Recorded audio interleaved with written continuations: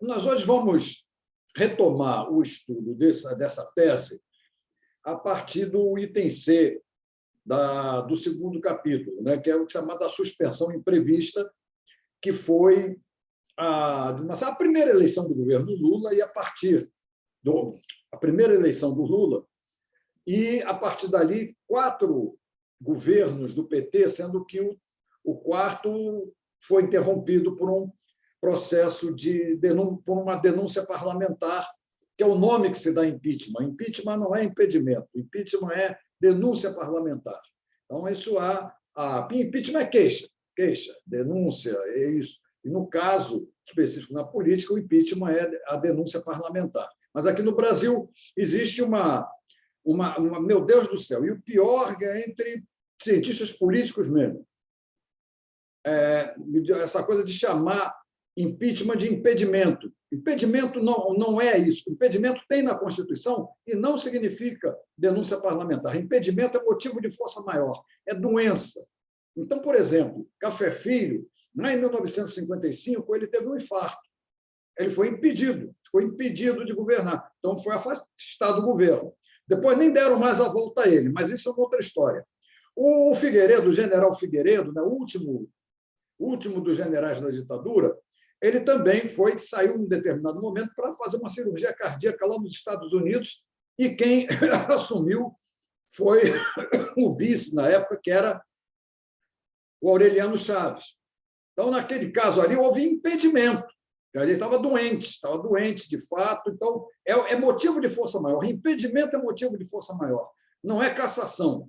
O impeachment é pura e simplesmente a queixa, a abertura do processo. O impeachment é a queixa e o impeachment vai ser aprovado ou não. Se o impeachment for aprovado, tem um processo. E o processo pode levar à cassação, pode levar à absolvição, depende. Mas o importante é, desde já, marcar essa diferença e não cair nessa coisa que dizem por aí de que vem impedimento da Dilma. Não houve impedimento nenhum. Impedimento é doença, é motivo de força maior, coisa desse tipo. Mas, Deus do céu, e o pior é que são pessoas assim, sabe, muito, muito prestigiadas que cometem esse erro. Não entendo por quê. Como é que conseguem não ler a Constituição? Porque a palavra está lá. Em caso de impedimento, tem o caso de impedimento,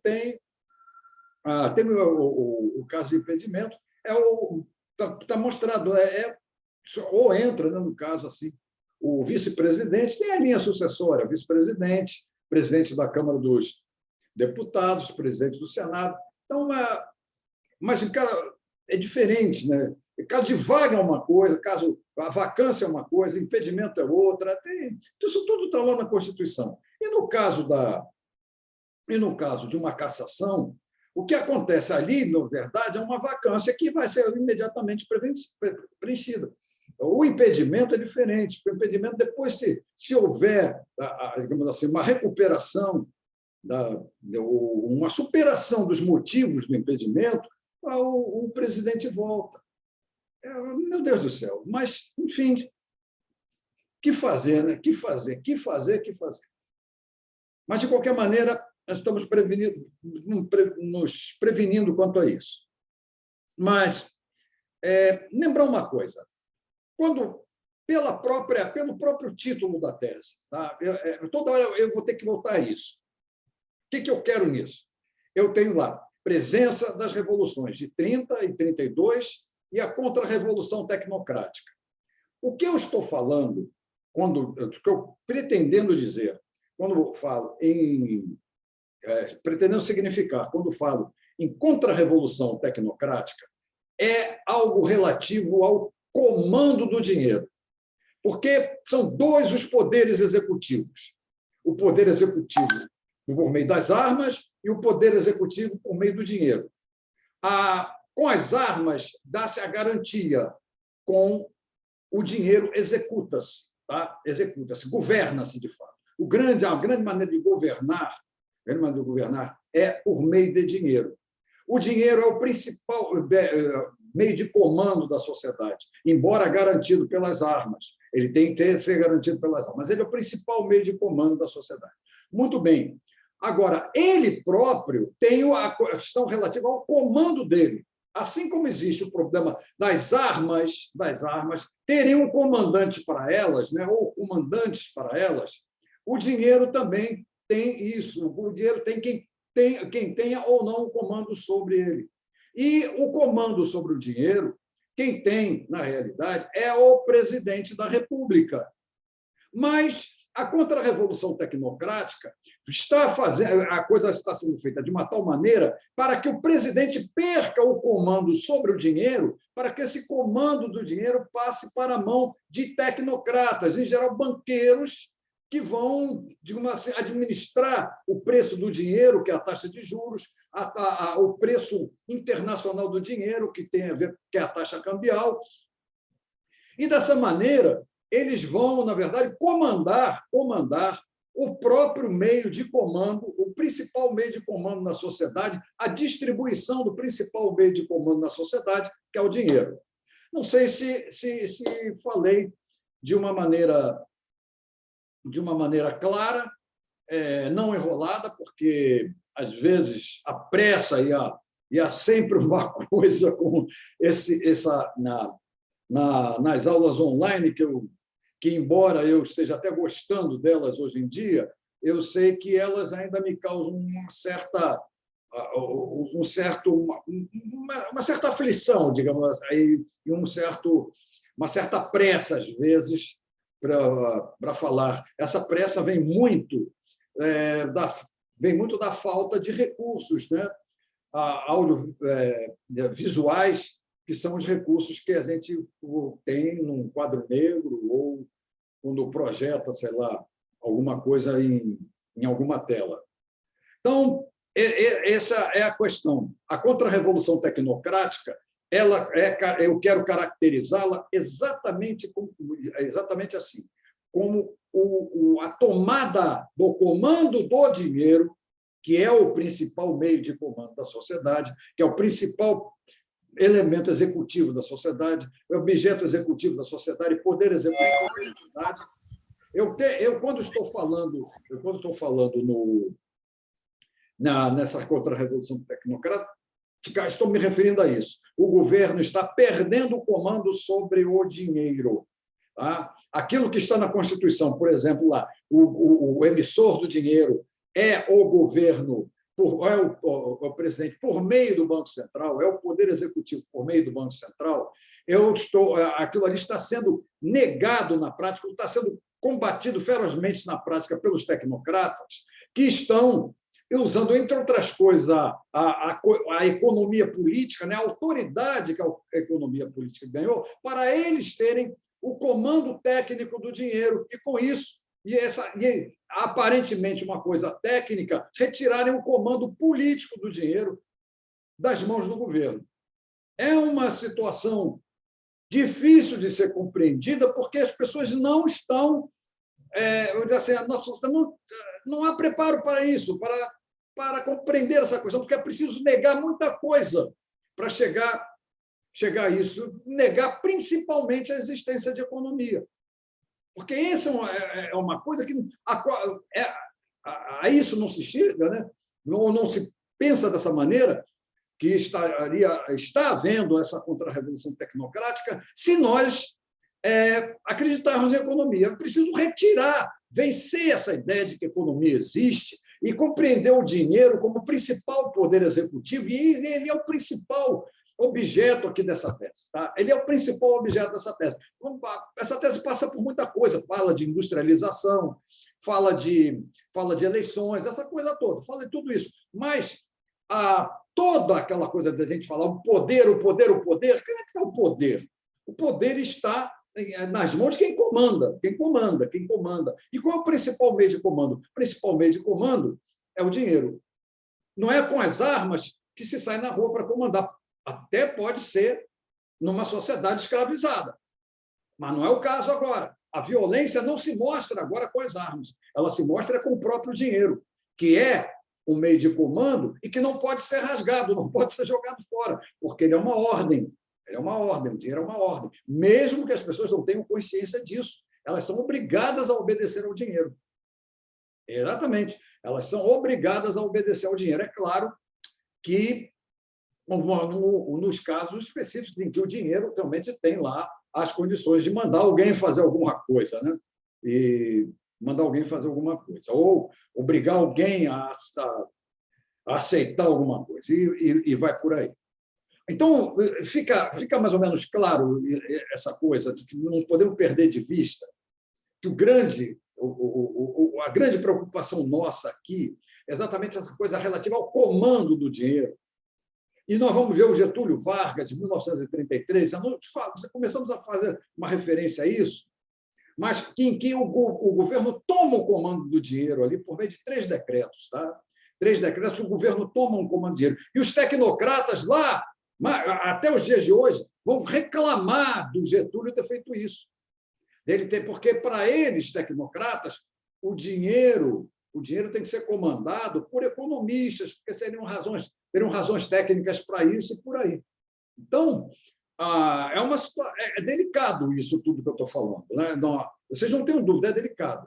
E ainda mais tratando-se de um brasileiro que eu sou. Né? Como é que pode o brasileiro ter uma ideia original, essa coisa toda? Então, é complicadíssimo. E eu estou botando vocês até numa situação um tanto ou quanto delicada, porque estou mostrando para vocês algo que faz as pessoas fugirem de mim. Vou ser claro com isso. Muita gente foge de mim quando começa a falar isso. Não para discutir. Não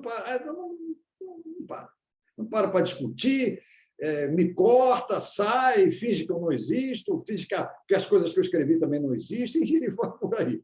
Mas vamos enfrentar, porque até para nós termos a melhor noção possível das coisas que estão acontecendo na nossa política. Porque agora nós vamos ter eleições, né? 2022, nós vamos ter eleições. E eu já de saída estou vendo que essas eleições elas vão decidir o lado moral das coisas, o lado político propriamente dito, esse já foi sequestrado.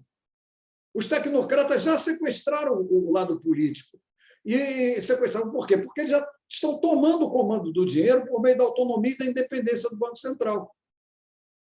E já falei para vocês, o que é a autonomia do Banco Central? É uma reivindicação que os tecnocratas têm de tratarem as questões relativas ao dinheiro como questões técnicas. Tá? Claro que não são técnicas, são políticas sempre, mas reivindicam uma espécie de neutralidade técnica e, nessa neutralidade técnica, o direito de despolitizar a administração do dinheiro. Vejam bem, despolitizar a administração do dinheiro. Isso é uma piada de salão, mas é o que está por trás dessa conversa toda. E o outro lado, que é a coisa da independência, é a desvinculação dos mandatos lá do Banco Central daqueles que seriam os mandatos que são os mandatos eletivos, né? Os mandatos de deputado, de mandatos de senador, mandatos de vice-presidente e presidente. Então, essa autonomia e independência, as duas se compõem para dar, digamos assim, aos tecnocratas o direito de de comandarem a sociedade e até de serem chamados, né, de plutocratas, né, porque é isso quando a gente fala que são os homens do dinheiro que comandam a sociedade. Nós falamos disso como uma plutocracia.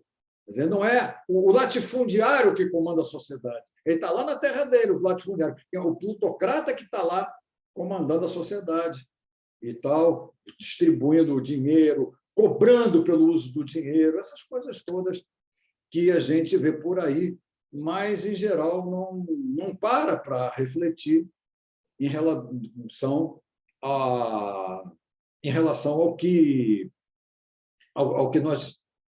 que nós estamos vivendo. Então, esse vamos dizer assim, esse é o ponto principal da tese. Né? O ponto principal da tese. Mas, claro que não é o único, nem poderia ser o único. Porque, para chegar até isso, tem uma baita história, coisas para todos os lados, uma coisa também impossível até de ser tratado na íntegra. Né? Um mundo, uma história que não dá, mas nós vamos pegar assim, eixos dessa história que nos parecem os mais indicativos, né, do caminho que se tomou essa sociedade até essa entrega aos plutocratas. Mas, voltando ainda, porque eu não completei essa coisa da eleição de 2022, essa eleição de 2022 ela vai decidir o lado moral. O lado político já tá decidido. E, seja lá quem for o eleito, ele vai governar de acordo com as ordens, né? As ordens que os tecnocratas emitirem, né? Ali, as prescrições técnicas deles, essas coisas todas. É claro que no Brasil os tecnocratas não estão sozinhos nessa história, não estão livres. E por ironia, quem é que anda combatendo esses tecnocratas lá no centro das decisões? São exatamente os políticos profissionais em causa própria. Os políticos profissionais em causa própria, uma tremenda praga dentro da política brasileira, eles querem dinheiro, Paulo. Eles sabem que é com dinheiro que se governa, que é com dinheiro que se age, que a atuação política se dá principalmente por meio de dinheiro, e não por meio de armas. Tá? Por meio de armas, é a milícia que faz. São as milícias que vão, de maneira marginal, atuando por meio das armas, dominando uma série de comunidades aí, sequestrando pessoas, matando, fazendo o inferno. Mas eles não governam o país como um todo. Pelo menos, espero que isso não venha a acontecer. Mas o que acontece? Os políticos profissionais sabem perfeitamente que nas suas regiões eles só podem ter interferência por meio de dinheiro. Então, eles querem dinheiro. E aí eles batem de frente com as muitas intenções tecnocráticas, né, da administração do dinheiro, que levam, em geral, a políticas de austeridade. Essas políticas de austeridade, ou seja, de não gasto público do dinheiro, elas são recusadas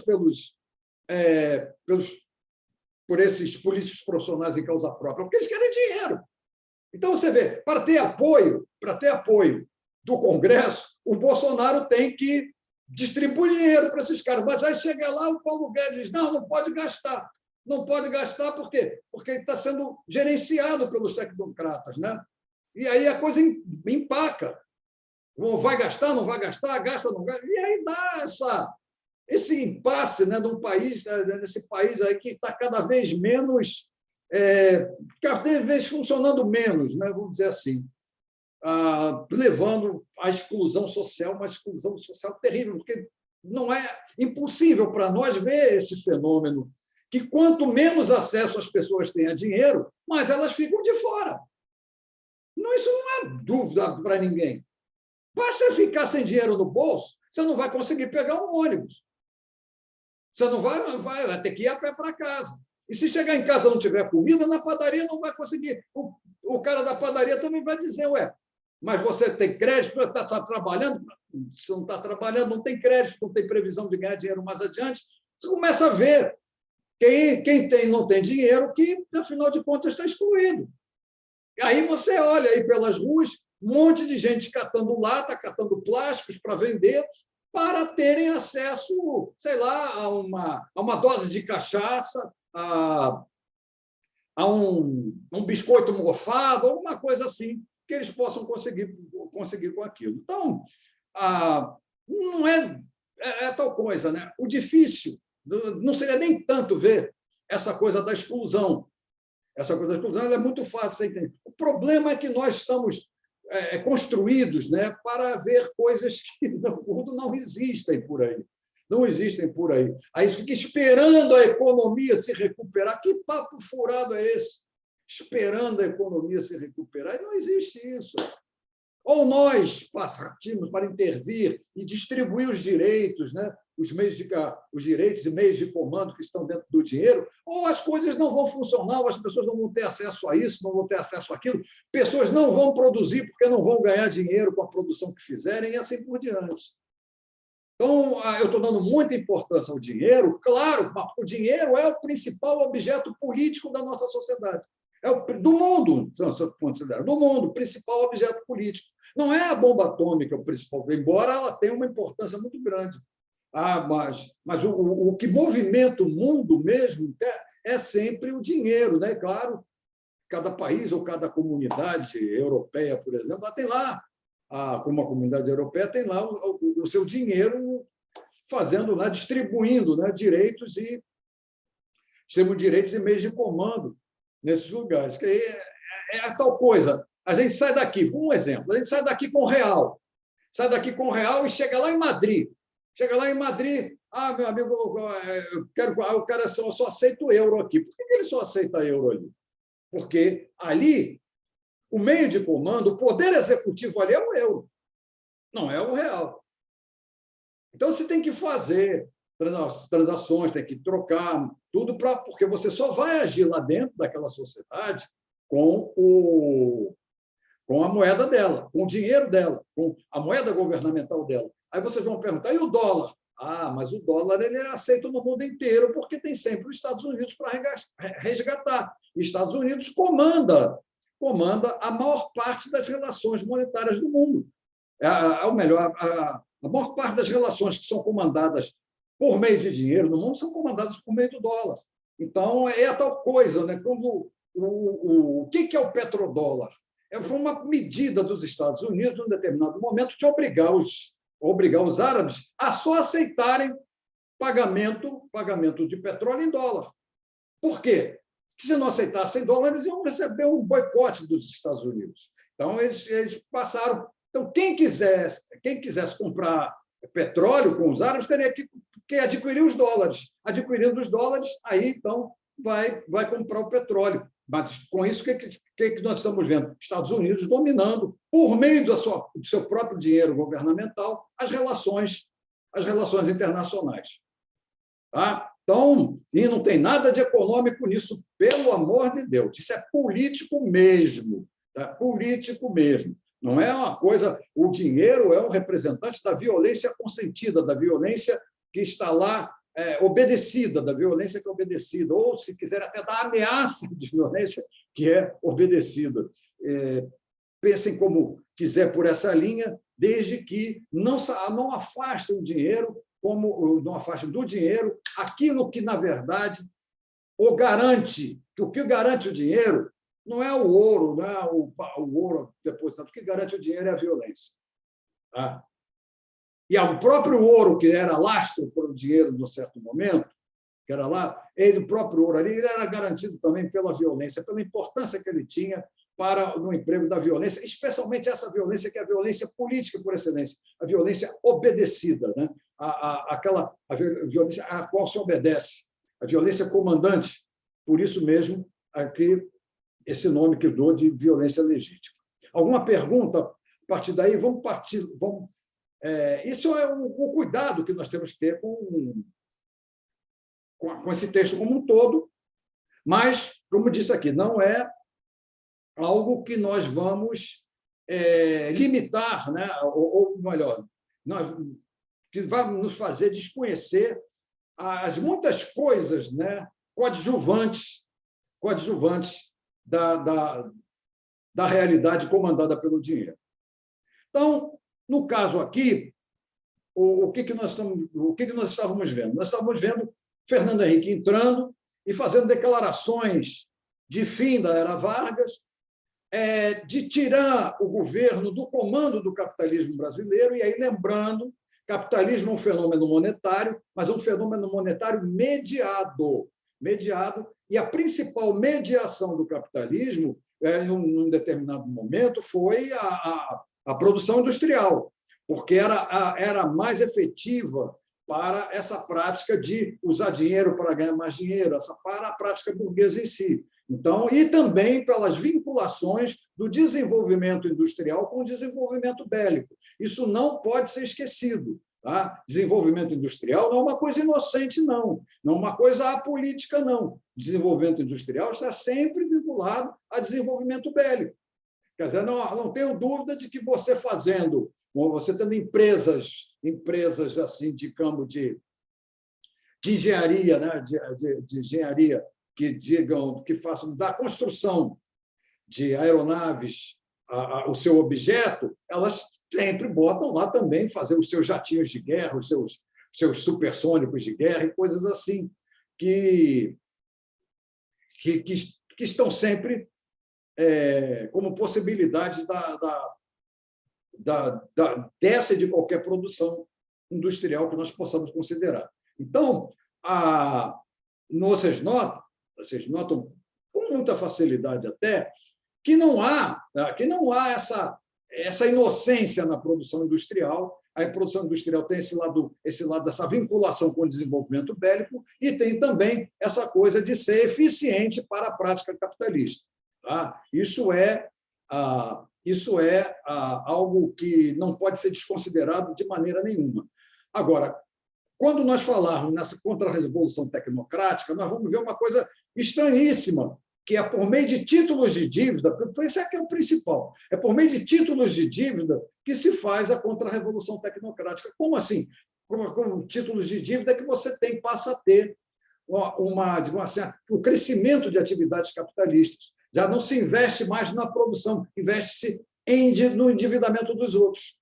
Eu compro títulos de dívida porque eles vão ser resgatados mais adiante, então negocio isso e vai por aí, que é o que os bancos fazem, preferencialmente, principalmente com títulos de dívida do governo, e, dessa maneira, fazem aquilo que nós chamamos de financiarização do capitalismo. Não é a industrialização do capitalismo, vamos dizer assim. Não é o crescimento dos serviços, como serviços médicos e outros, para a prática capitalista. Não é isso. A mediação agora é por meio de papéis, de títulos de dívida, de coisas que vão ser resgatadas daqui a não sei quanto tempo, que podem passar por uma série de especulações antes de chegar ao seu resgate final.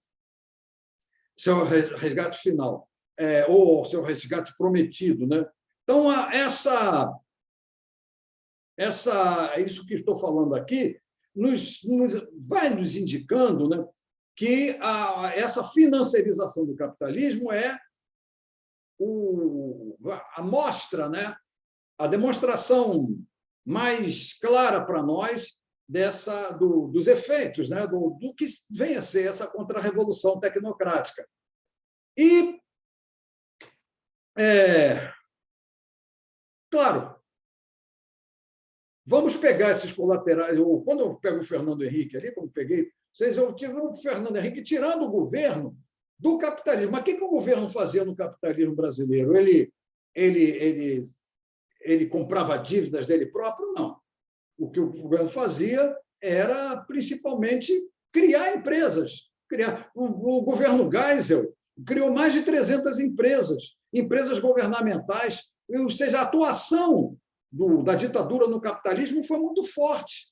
Já que os burgueses não queriam investir, o governo fez os investimentos com endividamento, que depois deu uma complicação danada, porque foi investimento em moeda alheia. Aí, e aquilo ali vai acabar dando toda uma tragédia dentro da história do Brasil, que foi aquela inflação recordista, que durou até 95. Então, tá, Luana, não tem problema. Se a conexão cair, a gente lamenta, mas espero que não caia. Tá? Espero que não caia a conexão. Mas, então, você tem um Fernando Henrique que está mostrando isso. Vamos tirar o governo do capitalismo brasileiro, vamos tirar o governo do desenvolvimento brasileiro. Tá? Hoje, quando vocês estão vendo aí toda essa confusão em cima da Petrobras, a Petrobras foi chave, né, das políticas desenvolvimentistas do Brasil. Então, foi chave dentro disso tudo, é chave, porque ela trabalha com o principal assim, meio energético, que é o petróleo. Então, o principal meio energético do mundo, que é o petróleo. Não é ainda energia atômica, não é energia elétrica, o principal meio energético é o petróleo. Então, isso tudo dá uma mostra para nós do quanto o Brasil vem, desde o tempo do Fernando Henrique, com essa política de privatizações, o Brasil vem abrindo mão da sua participação, digamos assim, dentro do capitalismo praticado no Brasil.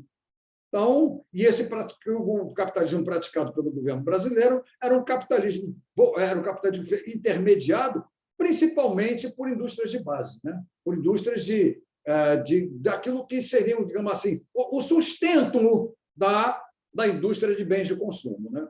Do sustento energético das indústrias de bens de consumo. Bom, então vamos. O que acontece? Fernando Henrique está lá a coisa vai começar, depois nós vamos ver mais detalhes sobre isso, vai começar ali a ser plantada a contra-revolução tecnocrática. Tem muito a ver com o plano real, mas no correr da tese ainda não chegamos ao plano real. O que estamos precisando no momento é falar dessa suspensão imprevista. E essa suspensão imprevista nos faz falar do PT. E aí a coisa pode ficar complicada. E vocês podem falar, se manifestarem aí do jeito que vocês quiserem, bem entenderem, ficarem contra, não importa. Mas tem aqui um texto escrito, eu vou tentar falar da política brasileira como um todo, né? E mostrar o que significou a chegada do PT à presidência. Não é, eu não chamo a chegada à presidência como a chegada ao poder. Para mim, essa coisa de poder é outra história, tá? É outra história. Então, é a chegada à presidência.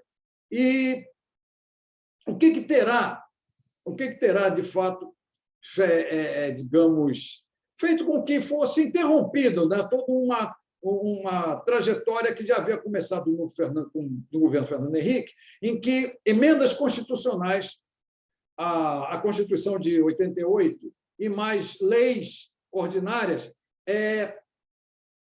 vieram para dar, digamos assim, para dar o início, né, da contra-revolução tecnocrática. Então, lembrando aqui, embora o Fernando Henrique falasse fim da era Vargas, prefiro falar que ele não estava se referindo apenas ao fim da era Vargas, que é pouco, porque a era Vargas, na boa, a era Vargas, ela acaba com a ditadura militar, mas em termos, porque a ditadura militar, assim como Getúlio Vargas, ela foi sucessora da Revolução de 30.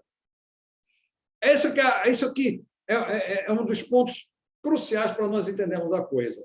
O Getúlio não foi o único líder da Revolução de 30. Ele tinha uma base militar muito forte na Revolução de 30, base militar que prosseguiu com ele até 1945.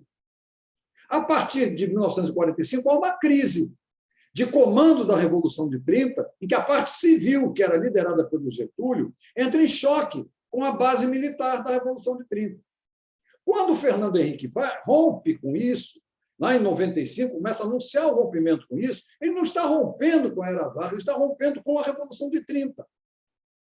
Está rompendo com o espírito da Revolução de 30, o espírito desenvolvimentista da Revolução de 30 e o espírito desenvolvimentista com proteção social. Porque não é estranho, ou melhor, pode parecer estranho, mas é totalmente compatível quando nós olhamos a ditadura militar e vemos que, apesar de todo o anticomunismo assassino que ela teve com ela, não há como, nos porões dela, nessa coisa toda, não há como retirarmos a ditadura como a ditadura militar como algo que vem dentro da história do Brasil, no rumo trazendo o desenvolvimento com proteção social. Que é isso que chama atenção. Bolas, como é que o de 64, que é um golpe rigorosamente antigetulista, tá? É rigorosamente antigetulista, embora se representasse como anticomunista. Como é que eu olho para a ditadura militar e vejo que aquilo que estava no Estado Novo não é absolutamente varrido pela história de jeito algum, e, pelo contrário, é até melhorado, aperfeiçoado. Aperfeiçoado não é bem a palavra. Assim, tem alguns incrementos, alguns aumentos, começa a ter um ajuste para cá, outro para lá. Ou seja, o desenvolvimento com proteção social prossegue na ditadura militar. É estranho isso? Não é, não. E não é. É estranho porque a gente está na cabeça de que a ditadura militar, por ter sido antigetulista, como de fato foi, ela não seria uma sucessora da Revolução de 30, mas foi uma sucessora da Revolução de 30 também. E então, quando o Fernando Henrique entra, ele está rompendo tudo que ele anuncia como fim da era Vargas, é fim mesmo, é tudo para detonar, para acabar com aquilo que foi o legado do espírito da Revolução de 30, com aquilo que foi a presença da Revolução de 30 na história do Brasil. E aqui falo, dentro desse texto, uma coisa bem clara, que o último grande produto da Revolução de 30 foi a Constituição de 1988. Foi o último grande produto da Revolução de 30. Vocês vão dizer, mas como? Os homens tinham consciência que estavam fazendo? Não, a questão de ter consciência de estarem fazendo isso não vem ao caso. Não vem ao caso. Mas esse foi um espírito dominante na sociedade brasileira. Desenvolvimento com proteção social. Esse espírito dominou o Brasil até a Constituição de 1988. De repente, o que acontece? De repente, esse espírito perde espaço dentro do Brasil e começa a acontecer uma série de emendas constitucionais para quebrar com a parte desenvolvimentista e de proteção social que tem na Constituição de 88. Vocês vão perguntar, mas por que isso teria acontecido? Uma hipótese. Tem uma grande influência. Não, eu não diria que foi somente isso. Tá? Não diria que somente isso. Porque, se nós olharmos a história do Brasil, tudo aquilo que veio para tomar o lugar da Revolução de 30 já estava combatendo o legado da Revolução de 30 desde 1932. Então, já estava dentro da sociedade brasileira. Mas por que aquilo encontrou realmente condições de prosperidade dentro daquilo? Claro, tem muitas coisas. A crise, né? A crise que é por causa de inflação alta, todas essas coisas têm a ver. Mas eu acredito que o ponto crucial tenha sido uma coisa que, como sempre acontece, é representada de um jeito tal, com um tamanho exagero, que acaba interferindo onde não teria nada de interferir. Que teria sido o fim da União Soviética e, consequentemente, também o fim da chamada cortina de ferro e o fim do que chamaram de bloco socialista. Nós sabemos que havia uma polarização internacional que radicalizava a representação dessas duas partes, né? E que tinha, digamos assim, na cabeça, de um lado, Estados Unidos e do outro, União Soviética, e que fazia com que quem não fosse de um lado tinha que ser do outro, mas do outro não como forma atenuada, mas como forma sempre extrema do que está do outro lado. Quer dizer, é a tal história. Olha só uma coisa que eu estou falando assim, qualquer política de proteção social passa, num determinado momento, a ser considerada uma política comunista, uma política de esquerda. As representações se dão dessa maneira grosseira mesmo. Tá? Grosseira mesmo. Então, houve um impacto moral no mundo com o fim da União Soviética. Aqui no Brasil, isso teve uma repercussão muito forte, porque foi como aquela ideia de que o comunismo acabou. Tem nada a ver. Nem sei se chegou a existir na União Soviética. Não sabemos se chegou a existir. Havia uma orientação marxista, também não sei até que ponto, não tem condições de falar daquilo.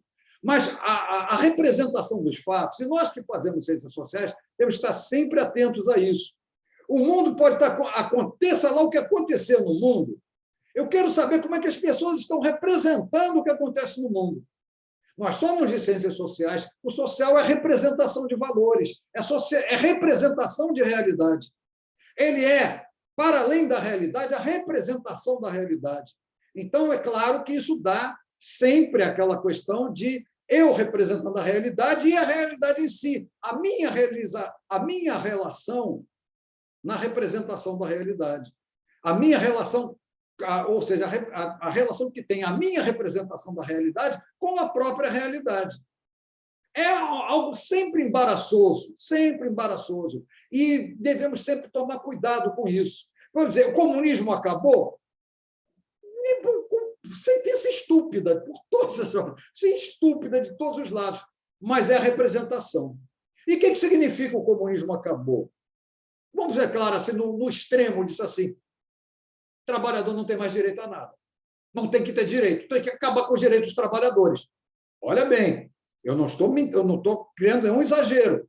Eu estou falando em tempos que aparece até o chamado consenso de Washington, né? Sempre lá, 1989, 1990, o consenso de Washington, que é aquela prescrição ultraliberal, né, para os países endividados, para os países em desenvolvimento ou subdesenvolvidos, como se queira falar. Então, quando eu tenho essa representação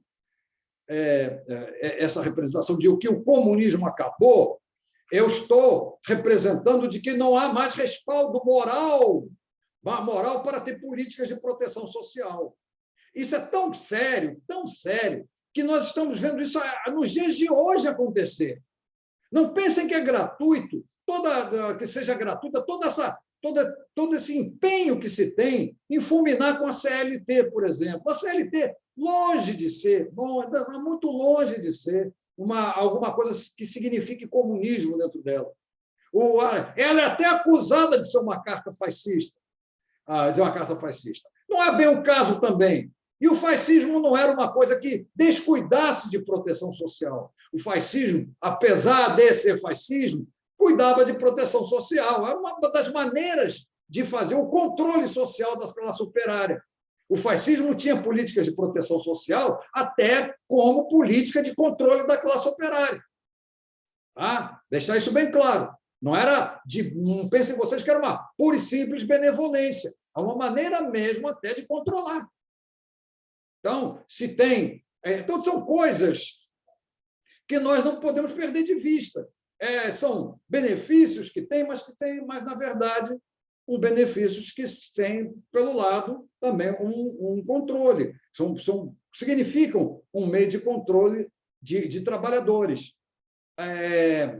E com essa coisa que chamam de negócio de democracia, o que acontece? Isso é uma forma de controlar também. Tem direito a voto, o voto é sua arma. Que conversa fiada é essa? Voto é sua arma. Eu estou participando, estou escolhendo o meu representante, estou isso e aquilo, o povo está votando. O inferno, a coisa não é bem assim, não. Mas representam desse jeito, então representam como se houvesse uma ampla liberdade política, uma ampla liberdade de escolha, e é pelo voto que se define tudo. Vão com essa cascata lá para os otários que gostam, né? Mas, enfim, vamos prosseguindo. Então, eu tenho no momento do Fernando Henrique muito em cima disso, desse momento de que o comunismo acabou. Tá? Se o comunismo acabou, estou livre na sociedade para fazer modificações nela, quebrar a proteção social. Não é à toa que nós vamos encontrar ali, já encaminhada por ele, reforma de Previdência, algumas mexidas na CLT, e como vamos encontrar recentemente aí essa tal reforma trabalhista que resolveram fazer, que isso é sempre algo que não vem a ser outra coisa senão cassação de direitos de trabalhadores. Então, muita atenção nessa história, porque, de repente, um partido político passa a ter uma surpreendente ascensão dentro do Brasil, mas uma surpreendente ascensão que encontra limites. Como assim? Como assim encontra limites? Se eu olhar como o PT se comportou na política brasileira desde que apareceu, vejo que o PT não foi um partido com tendências a fazer concessões. E outra coisa também, um partido que usou muito, de maneira muito imperativa, o próprio nome, Partido dos Trabalhadores, significando com isso que eu não preciso nem dizer assim que doutrina tem. A doutrina pode ser como foi no lançamento, né, no programa de lançamento, né, do PT, a doutrina pode ser uma confusão sem fim, misturando coisa de ditadura do proletariado, é uma atrapalhada do cão, só vocês lendo o documento mesmo, para vocês verem. Tem alguns trechos que estão destacados aqui na tese, para vocês verem que loucura era aquilo. Mas o importante, no caso, era fazer um partido de trabalhadores como uma espécie de, digamos assim, de exclusividade na sociedade brasileira e até de emancipação em relação à história política, a história que o Brasil teria tido, e emancipação em relação também às muitas relações, digamos assim, da promiscuidade política brasileira.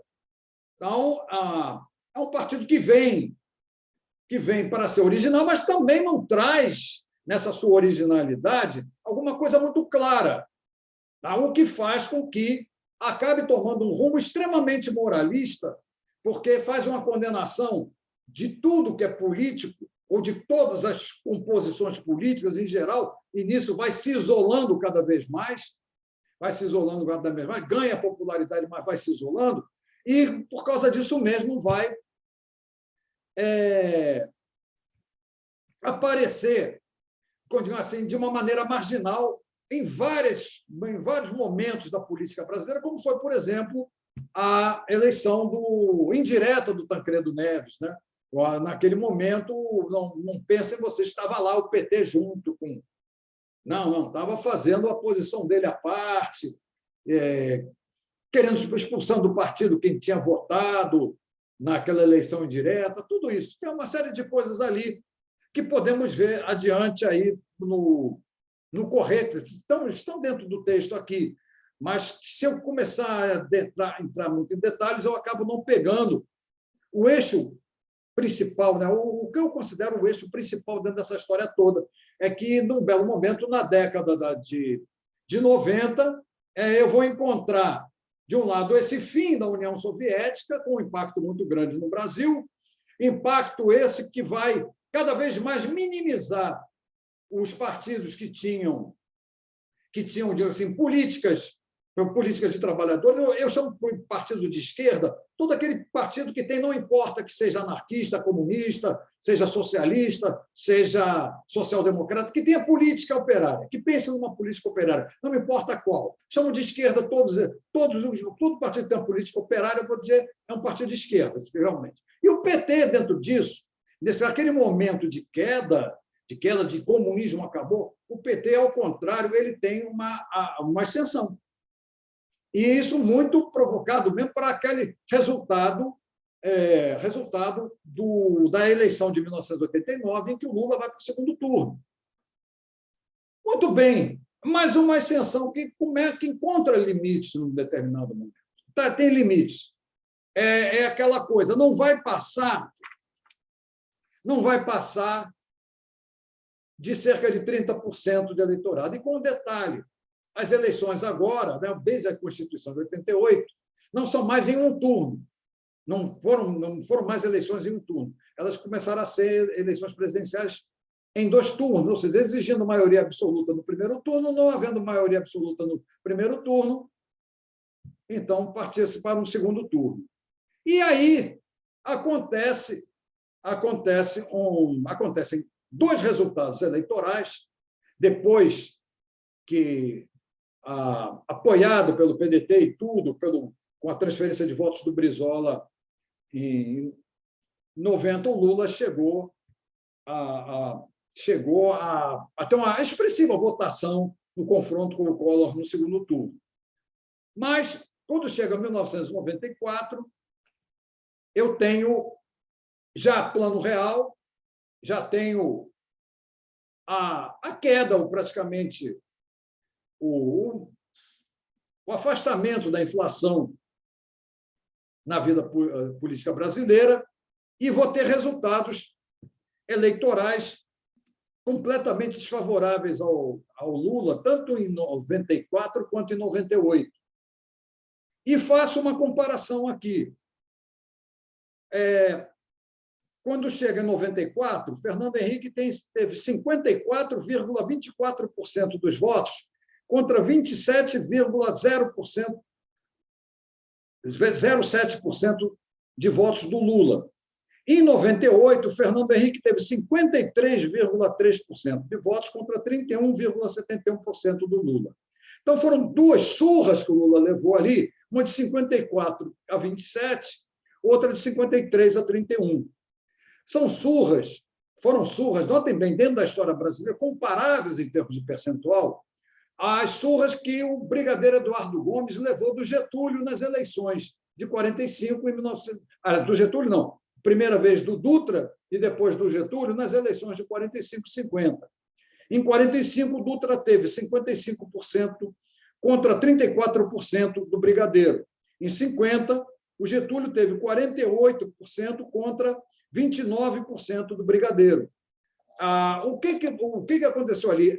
O Brigadeiro era da UDN, principal partido herdeiro da Revolução de 32, sucessor mesmo, né, dos valores da Revolução de 32. Então, todo esse caminho, né, toda aquela ali mostrou para os udenistas a impossibilidade de virar a tendência eleitoral da época, tanto que tentaram e não conseguiram, nada em 55, depois, com o Jânio, pensaram que tinham conseguido a vitória, mas o Jânio não quis fazer política, o udenista acabou também renunciando. O que acontece é que o golpe de 64 deu, finalmente, a grande satisfação que os udenistas queriam, que era vencer aquilo que no Brasil significava a tendência getulista das vitórias presidenciais, que eram, em geral, obtidas por candidatos de partidos fundados pelo Getúlio, que foram o PSD e o PTB. A situação... Oi? A UDN, boa parcela da responsabilidade do golpe militar de 64 deve também a ela, né? Você quer... Espera um instantinho, eu estou ouvindo mal aqui. Você quer o parcial de 45, 50 e de 94 98, é isso? Olha só o que eu quero falar. Em 45, o Dutra ganha o Brigadeiro com 55 contra 34. Em 50, o Getúlio ganha do Brigadeiro com 48 contra 29. Em 94, o Fernando Henrique ganha do Lula com 54 contra 27. E em 98, ganha com 53 contra 31. As duas eleições do Fernando Henrique foram por maioria absoluta, o que é muito significativo, até porque a do UDN tem tudo a ver com o golpe de 64, você não tenha dúvida. Se você considerar que o principal político da UDN, já não era um paulista, na verdade, não foi um paulista, um carioca, que foi o Lacerda, o Carlos Lacerda. O que ele fala, né, antes do Getúlio ser candidato às eleições de 1950, é bem indicativa disso. Porque o Lacerda ele compreendeu de cara que havia uma tendência eleitoral no Brasil favorável aos partidos getulistas, que eram PSD e PTB. Ele percebeu isso de cara. Já em 50, ele diz, antes do Getúlio ser candidato, o senhor Getúlio Dornelles Vargas não deve ser candidato. Se for candidato, não deve ser eleito, não deverá ser eleito. Se for eleito, não deverá tomar posse. Se tomar posse, não podemos deixá-lo governar. O Lacerda, ele põe até a candidatura do Jânio em 60, numa expectativa do Jânio, que não era de partido político nenhum, porque dizem que o Jânio era da UDN. O Jânio, que eu saiba, nunca foi da UDN, ele apoiou a candidatura do Brigadeiro, mas ele era do PDC, quando ele foi eleito vereador, suplente de vereador, e assumiu como vereador em São Paulo, e daí fez um sucesso muito grande, sempre pelo PDC, Partido Democrata Cristão, e depois ele abandona o PDC e passa a ser um político sem partido, e se elege presidente da República, indicado por 5 partidos, mas não pertencendo a nenhum deles e não querendo cumprir o programa de nenhum desses partidos. Então, o Lacerda viu no Jânio uma maneira de fazer uma espécie de mudança, né, de inversão da tendência eleitoral no Brasil.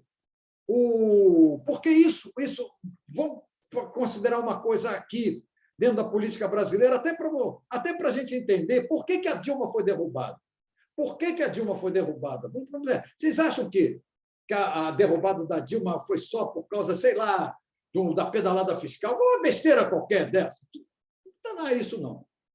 A Dilma foi derrubada por causa do comportamento eleitoral de longo prazo que estava se anunciando no Brasil.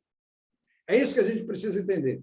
Quando você tem, no Brasil, a eleição do Dutra, apoiado pelo Getúlio, em 45, a do Getúlio, em 50, a do Juscelino, que era de um partido getulista, em 56, em 55.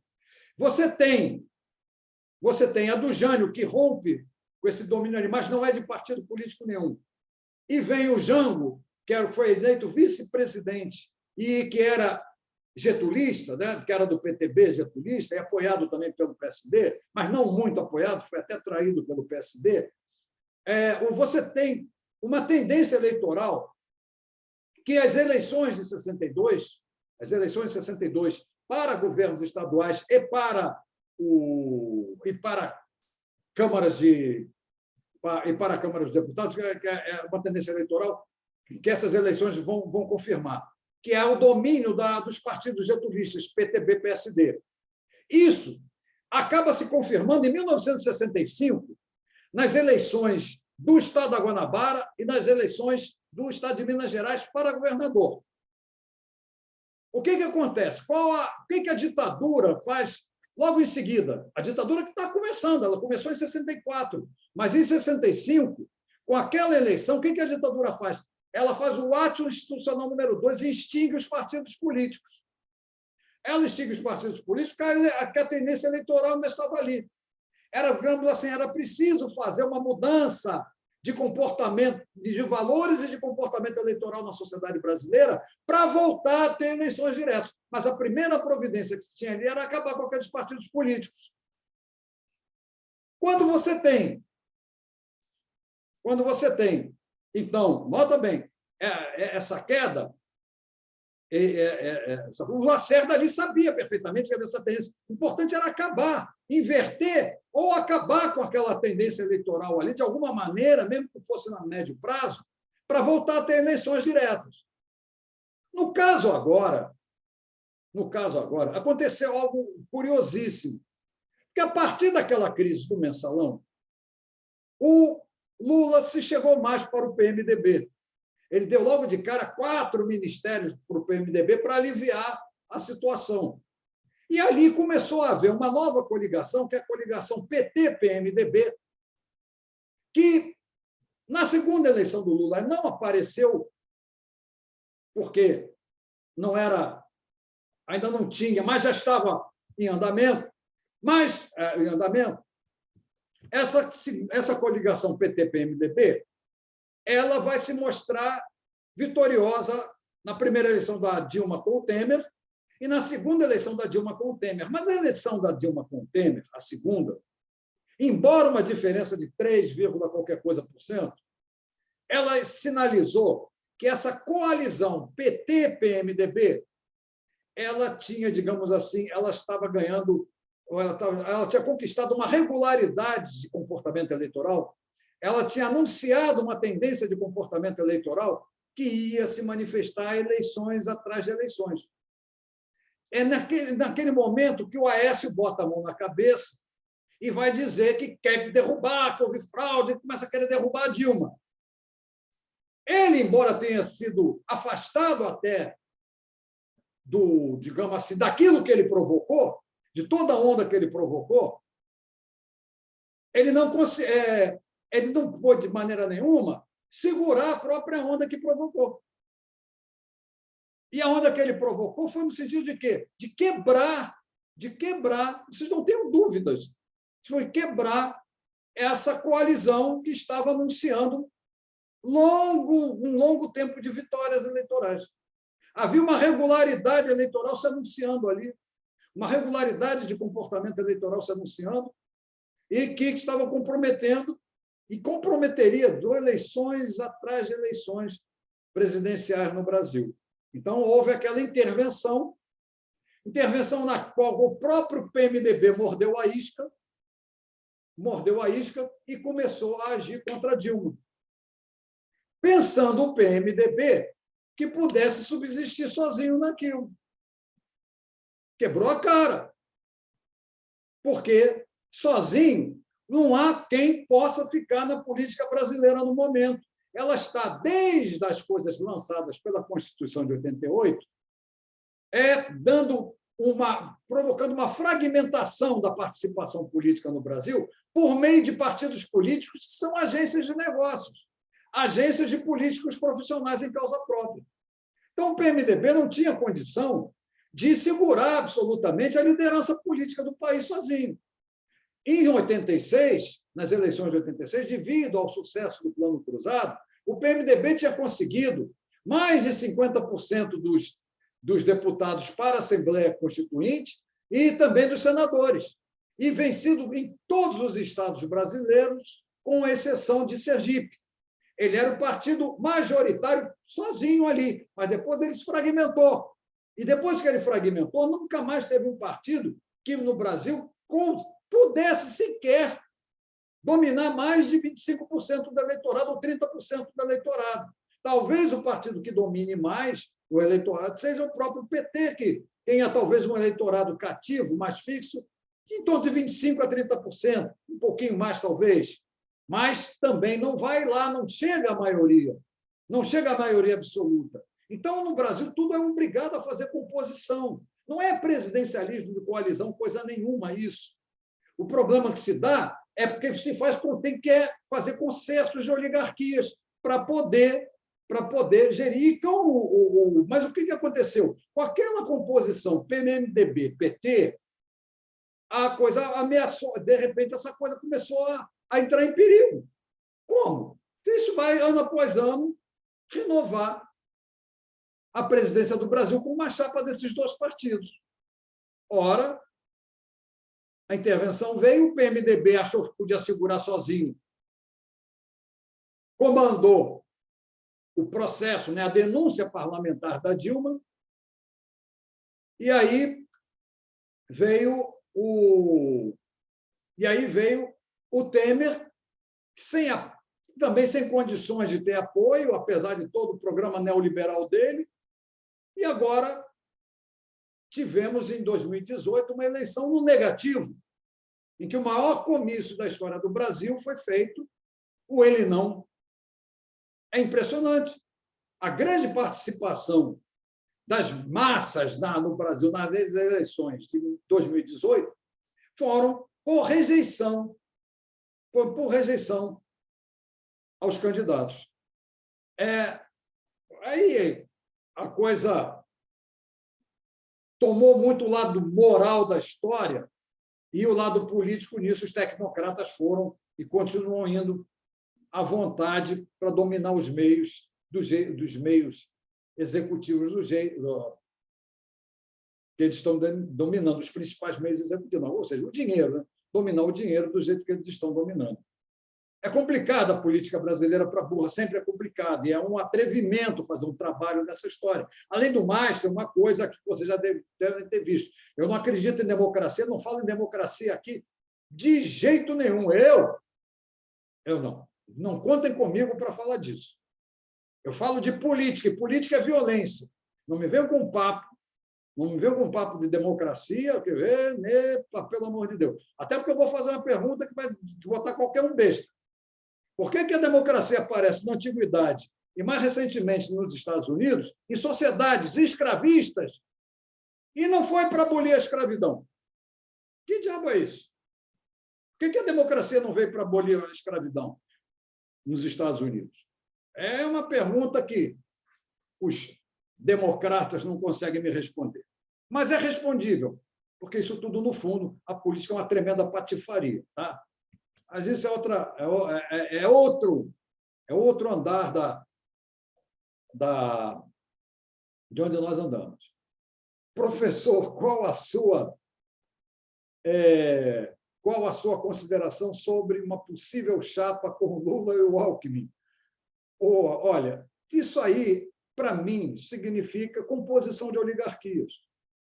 Composição de oligarquias, não tenho dúvida alguma. Porque está havendo... como vou falar para vocês? O Bolsonaro trouxe não majoritariamente, mas ele trouxe para os mandatos, né, para os mandatos lá federais, né, tanto de senadores quanto de deputados, né, eu diria para vocês assim, uma leva de políticos completamente marginal ao que dominavam as composições no Brasil. Seria como se eu dissesse o seguinte: se eu olho para lá, aqueles políticos daquele PSL, daquelas coisas todas lá, daqueles bolsonaristas que estão lá, daqueles lobbies de igreja todos que estão lá, eu olho, eu vejo que eles são diferentes, completamente diferentes em termos de atuação, de história, daqueles que vinham, né, da política brasileira por meio desses partidos que seriam, na verdade, o PMDB, o PSDB, o PT, o PL, o PTB, principalmente esses partidos. Eu vejo que são completamente diferentes. Isso fez com que houvesse, digamos assim, um deslocamento, de alguma maneira, para esses novos oligarcas da política, né, da política, das principais negociações do país. Houve, se você pegar, o PSDB está marginalizado no momento. Não creio, para mim está marginalizado. Se você olhar na boa mesmo, cadê o PMDB? Por onde anda o PMDB dentro dessa história? Também está marginalizado. Se você olhar aqueles partidos que faziam cerca de 10% a 20% do eleitorado, esses partidos que procuravam compor entre eles ali para chegar até uma maioria eventual, dentro das coisas a serem decididas dentro do Congresso, se você olhar esses partidos, eles estão à margem. Agora tem lá Podemos, tem que rir, né? Que Podemos é uma piada de salão, mas, enfim. Aliás, o próprio candidato do Podemos, que diabo é isso, esse Moro? Que negócio é? É Partido Novo. Mas esse Partido Novo ainda é muito pequeno, e quer também uma posição especial. Só que ele não é partido de massas, né? Ele quer ser uma espécie de PT do liberalismo, ou seja, só ele é bom para o liberalismo. O Novo é metido a ser o liberal puro, o liberal mais sofisticado que tem, assim como seria, digamos assim, o PT seria o trabalhador puro sangue, fazendo uma comparação um pouco grosseira, mais ou menos isso. Só que tem uma diferença: o PT é partido de massas, né? E o quanto o Novo não. O Novo, pela própria origem dele, não é partido de massas, não pode ser um partido de massas. Então, é o tipo da coisa que, se não inventarem o parlamentarismo ali, tomara que não inventem o parlamentarismo no Brasil, eu não vejo esse Novo por ter condições de chegar à presidência de maneira nenhuma, a menos que aconteça uma aberração política, como foi a eleição desse esquisito, né? Desse cara esquisitíssimo, mas que também não está mostrando ter futuro político nenhum, que é o atual governador de Minas Gerais. Então, voltando a esse quadro, eu tenho para mim que a derrubada da Dilma passa muito por uma intenção de decomposição da principal parceria política que passou a ocorrer no Brasil, que foi a parceria PT-PMDB. Só que o PMDB se deu mal nisso, perdeu o controle, descontrolaram e, de repente, houve essa eleição feita no negativo e a entrada de uma marginalidade política, né, diferente, né, de políticos marginais diferentes, de partidos diferentes, que agora, por exemplo, se pegar Lula e Alckmin, o que eles estão fazendo? Não, vamos voltar à antiga, vamos chamar de novo aqueles políticos mais conhecidos que faziam composição com a gente, que faziam um acordo aqui, faziam ali. Isso tudo faz parte no Brasil, porque a política no Brasil, ela há muito tempo, está enraizada lá no governo Campos Salles, ela é enraizada em composições de oligarquias. São oligarquias que se compõem, aquilo que eu chamo de concertos de oligarquias. E nunca são os mesmos concertos. Volta e meia estão para lá e para cá, volta e meia mudam. Daqui a pouco, depois nós vamos ver pedaços aqui em que eu falo de caracteres das oligarquias. O que o oligarca quer? O oligarca ele não quer a liderança do país. O oligarca quer a garantia dos domínios que tem. A gente tem que prestar bastante atenção nisso. A posição dos oligarcas é essa. Eu estou lá, sei lá, num estado que não elege ninguém para presidente, que é o Amapá. Tudo bem, está lá no Amapá. Mas eu quero o Amapá para mim. Então, eu vou compor com o oligarca, os oligarcas de Sergipe, oligarcas do Rio Grande do Norte, com oligarcas do Paraná, eu vou compor com eles. E cada um deles está pensando também no seu próprio domínio, ninguém vai se meter no domínio de ninguém. Eu quero alguém que faça a coordenação disso e que mantenha todas essas composições oligárquicas assim, seguras, estáveis. Mas é claro que elas vão se modificando. Tem hora que um grupo de oligarcas vai para lá, está numa oligarquia que vai para lá, e o outro que estava nessa mesma oligarquia vai para o outro lado, e vai por aí. Isso varia muito, conforme as coisas. Mas a posição dos oligarcas, por isso, não estranhe nunca certas composições na política brasileira. Você, como é que pode, de repente, ter sei lá, a UDN ter feito uma chapa, uma composição com o PSD em tal ano, assim assado, ter apoiado o governo do Dutra? Como é que pode? Por isso, porque o oligarca, o problema do oligarca é garantir o território político dele, a base política dele. Ali ninguém mexe. Então, ele não quer. Então, ele faz qualquer composição. Quem é que vai coordenar? Quem é que vai coordenar o conceito de oligarquismo? E o Lula teve esse entendimento da política brasileira. Esse entendimento. E foi por isso que ele tirou o PT dessa posição maluca que o PT estava de ser um partido, digamos assim, com uma certa exclusividade de comportamento, só ele é assim. E todos aqueles que, digamos, que têm política operária, que nós chamamos de esquerda, que agora passaram a ser inexpressivos, têm que ficar, digamos, a reboque do PT. Mas, apesar disso tudo, não há mais do que 30%, não se tem condição. O PT não tem condição de ganhar uma eleição presidencial sozinho. Ele vai ter que compor com outros. Mas compor com outros como? É aí que a sabedoria política do Lula, a inegável sabedoria política dele, aparece, em que ele diz: o meu partido não quer compor, mas eu sei que se eu não fizer composições, eu não vou chegar lá. E ele entende o que é o jogo das composições, porque tanto que ele não se põe como líder supremo.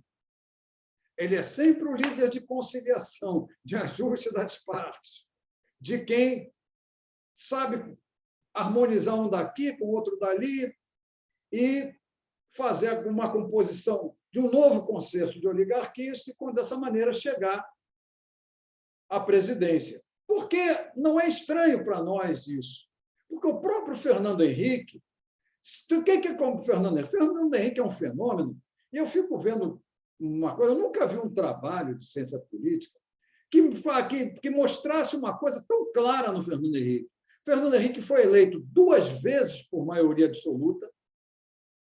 O partido dele, nenhuma das 2 vezes, andou sequer perto, passando de 25% da representação, sequer chegando perto de 25% para poder legislativo.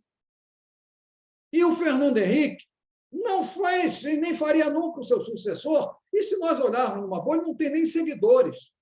Tem meia dúzia, tem lá um séquito pequeno, lá, alguns apóstolos, se é que tanto.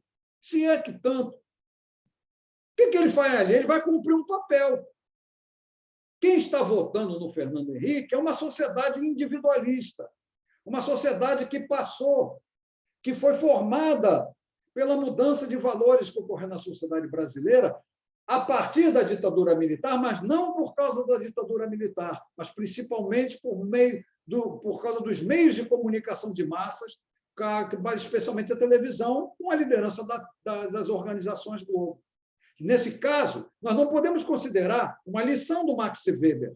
A lição do Max Weber é que jornalista é político profissional. Jornalista é político profissional pária. E quando nós olhamos as organizações Globo, não podemos mais ter dúvidas. Ali nós temos um partido político, nós temos uma organização política profissional, que é um partido político pária, um partido político não oficial. Um partido político que, entre outras coisas, até andou pressionando o Temer para cair, mas que vem perdendo suas forças. Porque não esquecer essa coisa da imprensa ser, na verdade, atuar sempre politicamente. O Lacerda, que nós citamos aqui, o que ele foi? Um político profissional. Qual era a arma principal dele? A tribuna da imprensa, o jornal que ele criou.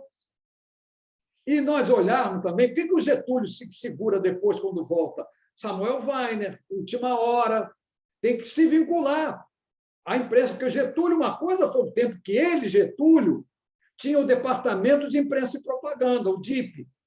Ali era uma ditadura, a imprensa e a propaganda estava do lado dele, era governamental mesmo, né? Estava na mão dele. Agora não era mais. Depois de 1950 não era mais. Ou melhor, de 45 em diante não foi mais. Então, o que ele fez ali? Ele foi entrevistado pelo Samuel Weiner, aproveitou que o Samuel Weiner era um grande jornalista, né, de uma sagacidade impressionante, e pegou mesmo, aproveitou a criação da Última Hora do Samuel Weiner, que a Última Hora foi o principal jornal getulista. Foi o principal jornal getulista, por isso, o mais visado pelo golpe de 64. Porque aí o que acontece? Não tendo departamento de imprensa e propaganda, o Getúlio tinha que ter um jornal dele. Ou, se quiserem, o getulismo teve que ter um jornal dele, porque depois o Getúlio também vai para o suicídio. Então, quando você pega uma imprensa dentro dessa história toda, ela está atuando. Então, no caso da Globo, ao lado da ditadura militar, que era de um nacionalismo de caserna, né, como se chamava, né, vem a ditadura, ela tem ao lado dela as organizações Globo, que cresceram e começaram a espalhar valores individualistas pelo Brasil. Mas não só a Globo, quem acompanhou na época, a própria Bandeirantes também, exaltando empresários, os burgueses, que eram burgueses durante os anos 60, quando a gente chega nos anos 70, os burgueses não são mais burgueses, são empresários. Tá? São empresários. É uma coisa curiosa, de fato. A palavra burguês ela começou a ser xingamento, uma coisa depreciativa, uma acusação. Né? E aí, então, é o empresário. O empresário é o herói. É o herói. E não é só a TV Globo, a Organização Globo nisso, não. As outras também. Tá? Começaram a fazer dos burgueses, chamavam os burgueses de empresários, e os empresários eram os heróis. Os heróis que eram os grandes incentivadores disso, daquilo outro, os grandes promotores do desenvolvimento de Aba4. Embora, no governo Geisel, o próprio governo é que foi o comandante do desenvolvimento. Então, são coisas bastante delicadas, sempre complicadas, não tenho dúvida disso, e o que eu estou falando aí é até um eixo, né, de toda essa realidade da qual nós estamos falando, mas longe de ser alguma coisa inesgotável ou que impeça, né, que alguém possa falar de outros eixos aqui da política brasileira. Então, o que acontece é quando eu estou chegando no final dos anos 90, Fernando Henrique, eu abri esse amplo parênteses aqui, exatamente para isso. O Fernando Henrique, ele não era líder de massa, mas ele foi alguém eleito pela sociedade individualista, pelo crescimento dos valores individualistas da sociedade e pelo aparecimento de um fenômeno bem considerável, que é a chamada maioria silenciosa. Essa maioria silenciosa é uma coisa que não tem uma homogeneidade nela. O que ela tem, na verdade, de característica é o individualismo que é comum dentro dessa maioria silenciosa e ela é decisiva na hora de votar, e foi decisiva na hora de votar 2 vezes o Fernando Henrique, cujo partido não correspondeu nem de longe à votação que ele teve. Mas ele, Fernando Henrique, conseguia sempre o que ele queria para as transformações que os tecnocratas exigiam dele, que eram os 3/5. Ele precisava, para emendas constitucionais, de 3/5 do Congresso. Aí, mas como conseguiu os 3/5? Aí iam lá atrás dos deputados, né, das oligarquias e tal, para fazer os 3/5, porque o partido do Fernando Henrique não tinha essa coisa toda. Então, ele tinha que ficar jogando com um aqui, prometendo para outro ali, outros partidos, para ter o voto dos deputados. Não teve mensalão propriamente dito, mas teve muito favorecimento de deputado para conseguir, sempre que ele precisasse, os 3/5 para fazer emendas constitucionais. Emendas constitucionais que a gente já começa a localizar, para quebrar a Constituição de 88, para quebrar o espírito desenvolvimentista e de proteção social que tinha a Constituição de 98. Se vocês forem ver, as emendas constitucionais que vêm dali para cá são emendas feitas contra o espírito da Constituição de 88, que já está hoje completamente descaracterizada, está toda modificada para tudo quanto é lado, com tantas emendas que contrariaram o espírito com que ela foi feita nos anos 87, 88. É fogo.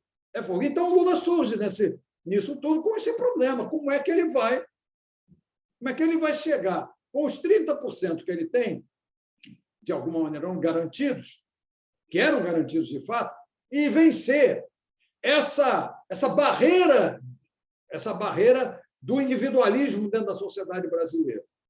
E ele conseguiu isso.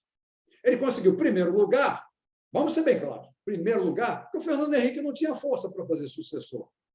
Tá? E o PSDB, que é do Fernando Henrique, também não tinha força. Não havia partido de massas aqui, rigorosamente. O partido mais forte que tinha nisso tudo era o PMDB, porque o PMDB era, e ainda é, embora não tão poderosa assim, a maior rede de clientelismo político do Brasil. O PMDB tinha a maior rede ali. Então, o PMDB fazia isso tudo. Mas é tal coisa.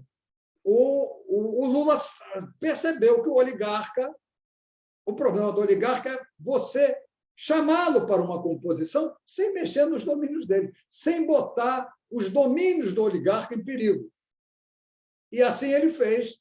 E assim ele chamou aquele José Alencar, né, que era do Partido Liberal, olha que ironia, do Partido Liberal, para ser o vice-presidente na chapa dele, e, com isso, então, ser eleito 2 vezes em 2 turnos, mas, em 2 eleições em 2 turnos, trazendo o mesmo problema, que era o PT não ter sequer, mesmo com os partidos pequenos que o apoiavam, ou que podiam fazer composição com ele, como seria o caso do PCdoB, do PDT, e tudo, chegando a fazer 25%. Então, é claro que ficou o problema de conseguir base parlamentar. Porque base parlamentar é assim: você está eleito lá, presidente, e você olha para o seu partido, o que o partido tem? O partido tem, digamos, 20% dos deputados. 20% dos deputados, isso significa que eu só posso dar 40% de ministérios para o meu partido. Os outros 60% de ministérios, ou estatais, como no caso brasileiro, eu tenho que distribuir por outros partidos para esses partidos me darem a base no Congresso. Então, a maneira que um presidente tem de conseguir apoio parlamentar é dando para o partido dos parlamentares ministérios ou estatais, que são importantes. Por quê? No caso do Brasil, porque ministérios estatais, eles têm uma coisa que no Brasil funciona muito, são cabides de emprego. Você tem lá, o partido ganhou com o PTB do Roberto Jefferson, que era o presidente da época. Você ganhou lá, ou ele queria os Correios. Quem ele queria os Correios? Porque ali todos os colaboradores, né, cabos eleitorais, de abacuates, vão arranjando um emprego, vão botando todo mundo empregado. Ela vai chegando, você ganha um poder executivo qualquer, seja um estatal, seja um ministério, você já vai levando todos os seus militantes políticos para aquilo. Você tem que enfiar os militantes políticos naquela coisa. Então, você precisa desses ministérios, ou dessas estatais. E o caso, o que complicou dentro da história, é que, uma vez que o Lula ganhou as eleições, e não tendo base parlamentar para isso, o PT não queria distribuir ministério para ninguém. Não queria essa distribuição ministerial, que, depois que deu a bronca do mensalão, o Lula tentou contornar, dando 4 ministérios para o PMDB, ou seja, 4 ministérios para o PMDB dar base parlamentar para ele. Essas coisas são muito comuns em política no mundo inteiro, mas aqui no Brasil tem algo especial nisso, que é a questão de você oferecer o emprego para os seus militantes, né? O emprego para os seus militantes, o emprego no Ministério, o emprego nas estatais e assim para frente. É difícil a coisa dentro do Brasil. Não tem inocente na política brasileira. Tá? No mundo não há. Inocente em política não tem. Só que o Brasil consegue ser menos inocente que outras coisas aí, porque faz-se de uma coisa de maneira escancarada mesmo. Quem que vai pegar, quem que não vai pegar. Então, o que acontece? Embora todo esse imperativo toda essa votação que o Lula teve, afinal de contas, né? Porque, vamos ser bem claros, não tinha também adversários, se nós pegarmos. Não tinha adversários. Era questão de compor com outros oligarcas e conseguir, com a política clientelística que existe no Brasil, e nós também temos que considerar isso. No Brasil, é grande o voto de cabresto, é imenso. Isso não está ainda estudado de maneira correta. Não pensem vocês que o Wilson Witzel se elegeu por causa dos belos olhos aqui, governador, e depois foi logo defenestrado. Ele ganhou o voto de cabresto, era a milícia obrigando comunidades a votar nele, igrejas evangélicas botando lá os seguidores a votarem nele, essa coisa toda que funciona.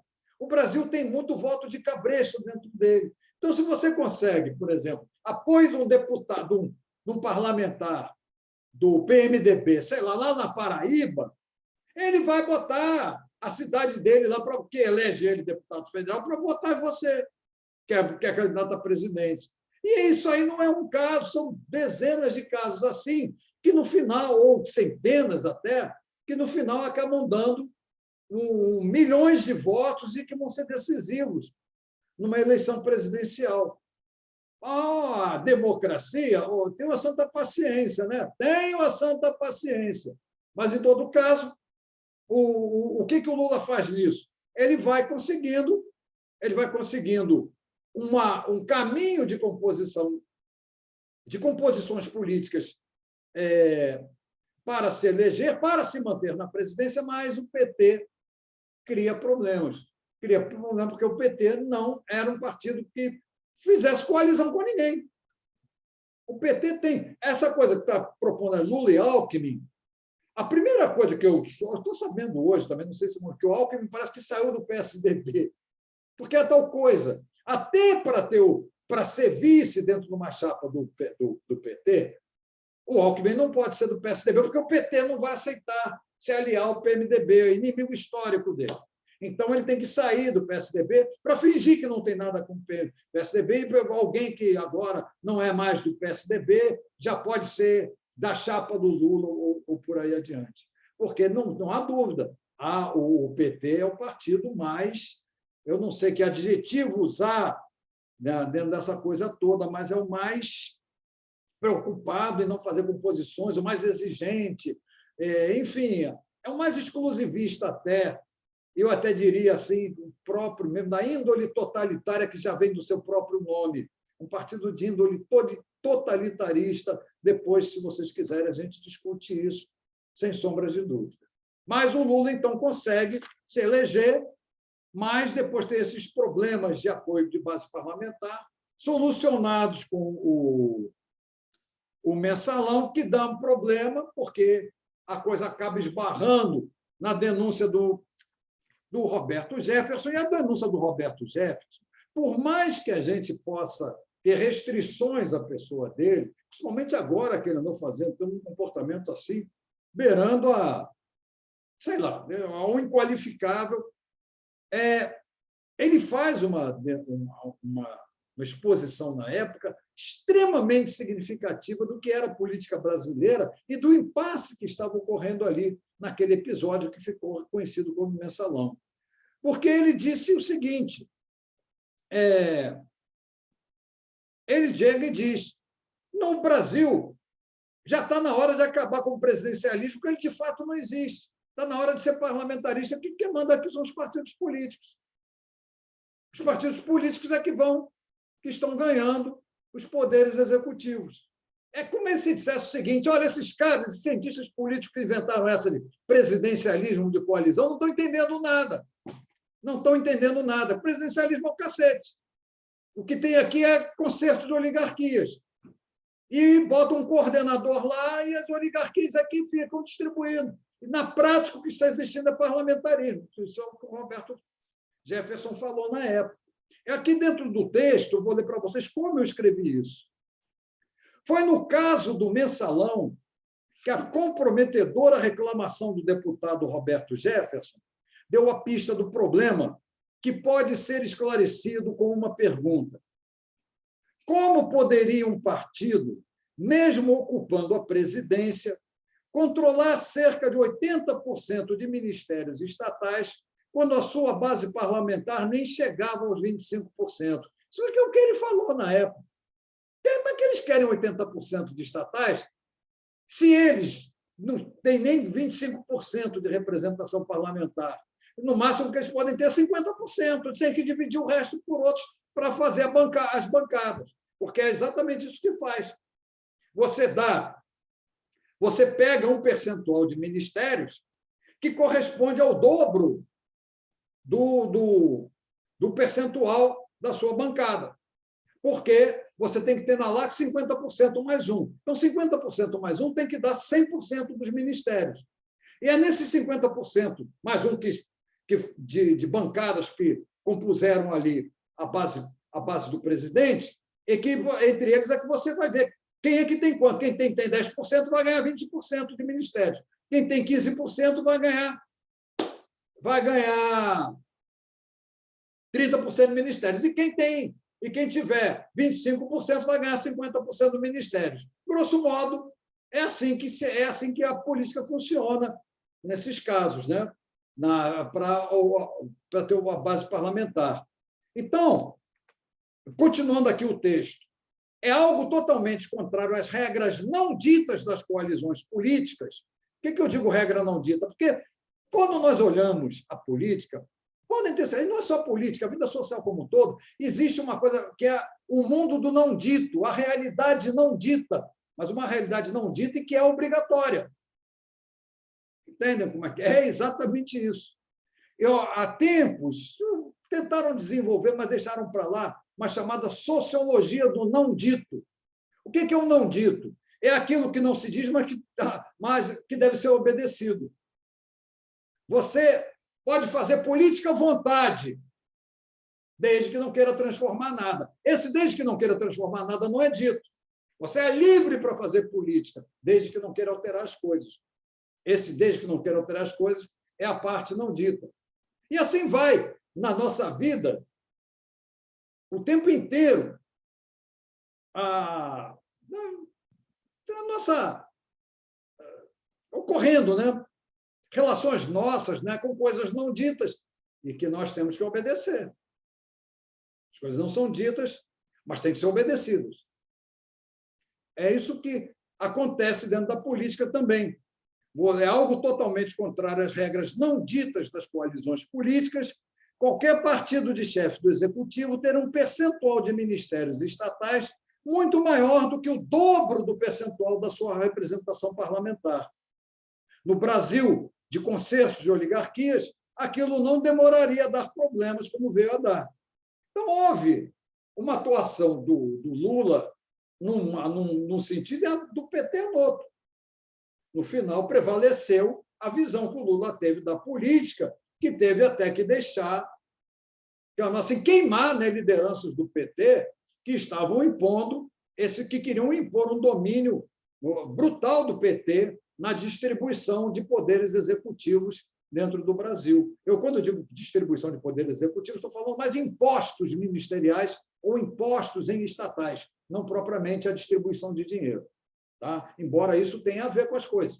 Claro que tem a ver com as coisas, tanto é que o mensalão era o pagamento a varejo dos apoios, dos votos, né, de parlamentares, para paguem dinheiro aqui para o cara não querer reivindicar um emprego para o parente dele lá numa estatal. Porque aqui no Brasil é assim que funciona. Ah, tá, eu dou apoio, mas você arranja um emprego lá para o meu parente, não sei o que. Ah, eu não posso porque estou ocupado. Então me dá uma grana aqui, eu esqueço as coisas. É assim que a coisa funciona no Brasil. Tá? Nesse Brasil democrático que falam por aí. Alguma pergunta, por favor? Por favor. Não se escandalizem. Política brasileira é assim mesmo. Só que é a tal coisa. É a tal coisa. Se vocês querem saber como não se faz, o que é o não dito é a ciência política brasileira. Ela não diz nada. Ela não diz nada do que acontece. Nada. Nada. Isso vocês podem ter certeza. Não dizem nada do que acontece. Aí é que está o problema. E como dá problema a isso? A pessoa achar que fulano cresceu voto aqui, cresceu voto ali, isso não tem importância nenhuma. Isso não tem importância nenhuma. A política brasileira não funciona somente nessa linha. Não é bem assim. Ela é mais suja do que vocês possam pensar. E é difícil, dentro de uma sala de aula, a gente falar que tem que falar de coisas que são... Nós não podemos falar de maneira bem comportada um comportamento dentro do país em que as coisas se passam dessa maneira. Não tenham dúvida, mas não tenham dúvida mesmo. Em todo caso, vamos lá. Mas então Lula ele consegue, com uma grande habilidade política, vocês não precisam ter dúvida alguma em relação a isso, muita habilidade mesmo, a se manter na presidência. E, ao lado, e o que acontece? Ele também não vai brigar com o crescimento tecnocrático, ou seja, com o domínio que já está começando a ser expandido dos bancos dentro do país. Não vai se meter nisso. Sabia perfeitamente, é outra coisa que não se tira, que não se pode tirar do Lula, que o Lula sabe perfeitamente que o principal meio de governar é dinheiro. E quem tem dinheiro no Brasil, quem está comandando dinheiro é banqueiro. Então, não esperem que o Lula vá atacar a contra-revolução tecnocrática do Brasil. Não vai. Não vai. Se ele for eleito. Não vai. A contra-revolução tecnocrática vai continuar. Ele vai fazer alguma composição para ele poder ter o dinheiro na mão, porque não se governa sem dinheiro. Não se governa sem dinheiro.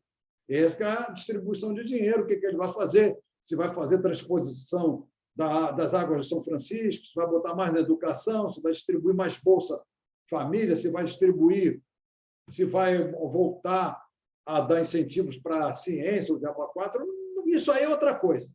Mas ele sabe perfeitamente que a fonte, onde é que está? Aí é que está. Onde é que está a fonte do poder? A fonte de comando. A fonte de comando está conquistada pelos bancos. Isso ele já não desconhecia naquela época.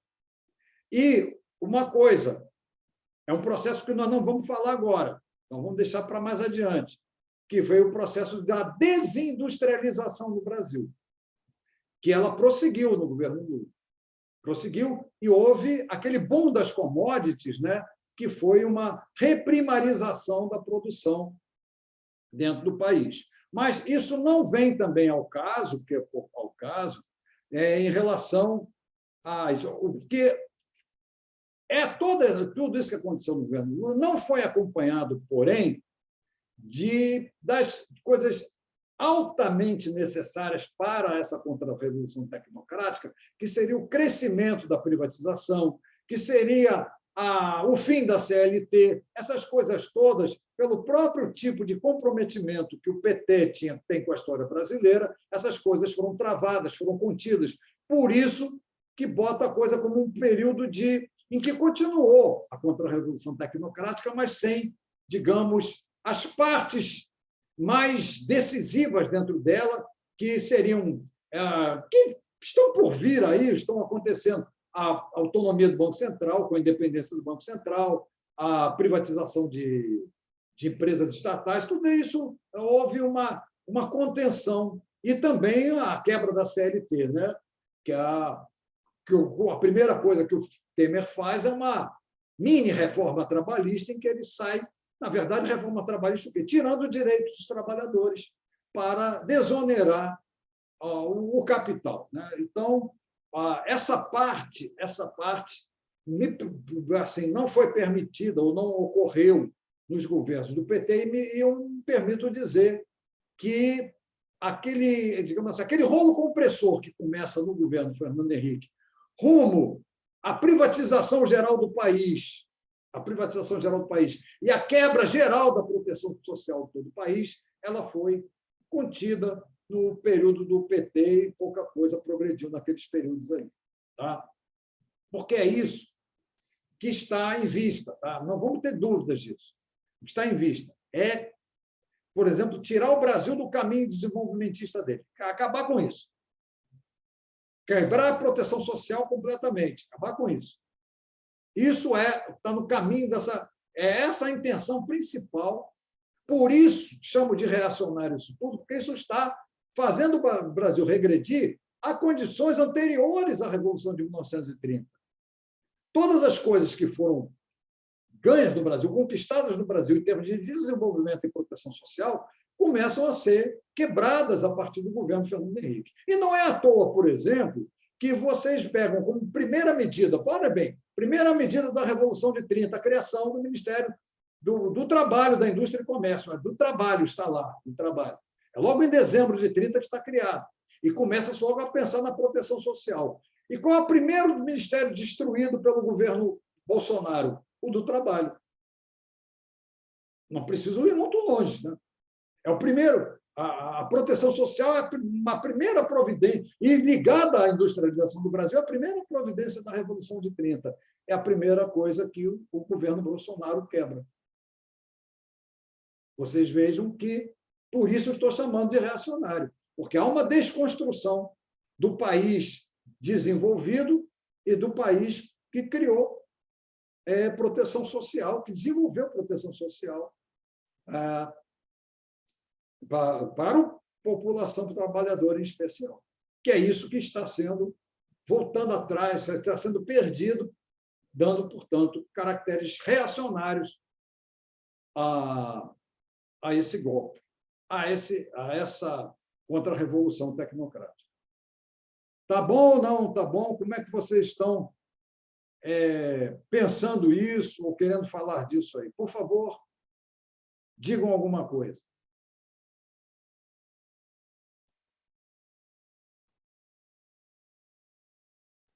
Caramba, ninguém tem nada para falar. Nada para falar.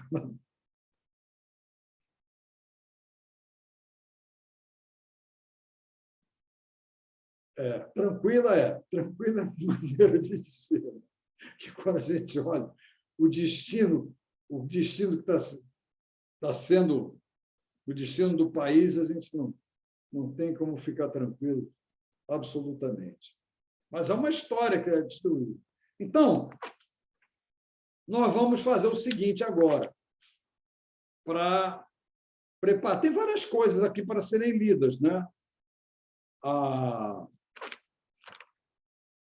Várias coisas para serem lidas e podem ser comentadas no momento que vocês bem entenderem. Mas tudo indica agora que nós devemos passar para um tema que vai nos levar atrás na história. Atrás, assim, anterior à Revolução de 30, que é o título do capítulo 3, que diz assim: as oligarquias e as instituições políticas brasileiras, que é Porque no Brasil desenvolveu-se uma prática de formação de concertos de oligarquias para apoiar a presidência, ou para apoiar a presidência, na verdade, para controlar a própria presidência. E isso tudo que não caracteriza absolutamente o presidencialismo de coalizão, porque o domínio é das oligarquias e não do presidente. E aí essa coisa é delicadíssima. Nós vamos falar disso, mas tem que falar lá do Campos Salles. E falar também, que é uma coisa que creio eu, esteja clara nesse capítulo, que isso se dá em torno do comando do dinheiro. Porque, nós vamos ver depois, o Campos Salles ele faz parte, né, dos constituintes, fez parte dos constituintes, que, no final de contas, acabaram promulgando a Constituição de 1891. E a Constituição de 1891, por razões norte-americanas, ela tinha um dispositivo de controlar o dinheiro público, o dinheiro governamental, o dinheiro com que se governa, não o dinheiro que está espalhado na mão das pessoas propriamente dito, mas a própria produção dele, o controle dele. Isso na Constituição de 1891, por razões norte-americanas, mas foi adotado aqui no Brasil. O que significava isso? Que o presidente só pode governar, não ele fazendo dinheiro, mas com o governo que é passado para ele, por meio com a vigilância do Congresso. O Congresso é o grande controlador do dinheiro. É o grande controlador do dinheiro que o governo usa. Porque o governo, claro, o dinheiro é poder executivo. Então, o que acontece? Usaram isso contra o Deodoro da Fonseca, para que o presidente do Brasil não fosse o comandante do dinheiro, que o comando do dinheiro fosse completamente controlado pelo Congresso. Ótimo. Mas houve um problema, por causa daquela política do encilhamento do Rui Barbosa, depois nós vamos ver isso, que obrigou a uma política deflacionária no governo do Campos Salles. E o Campos Salles percebeu uma coisa curiosa, que ele tinha feito uma Constituição que o impedia de governar. Uma Constituição feita para impedir o Deodoro da Fonseca de governar, acabou impedindo o próprio Campos Salles, que estava lá entre os constituintes, de governar. O que ele faz? Ele tem que fazer a tal que foram chamadas política dos estados, né? A tal que foi conhecida depois como política dos governadores, para poder governar, ou seja, para poder administrar o dinheiro no Brasil. Vamos dizer bem claro, para poder ele, presidente, ou o ministro da Fazenda dele, no caso Joaquim Murtinho, administrar o dinheiro no Brasil. Porque essa administração do dinheiro no Brasil estava impedida por parte do presidente, ou por parte da presidência, né, da instituição, estava impedida de ser feita por ela, porque a Constituição havia tomado o controle dessa administração. Ou seja, tomou o controle do principal meio de governar. De repente, meu Deus, e agora? Como é que eu faço para governar? Só me libertando disso.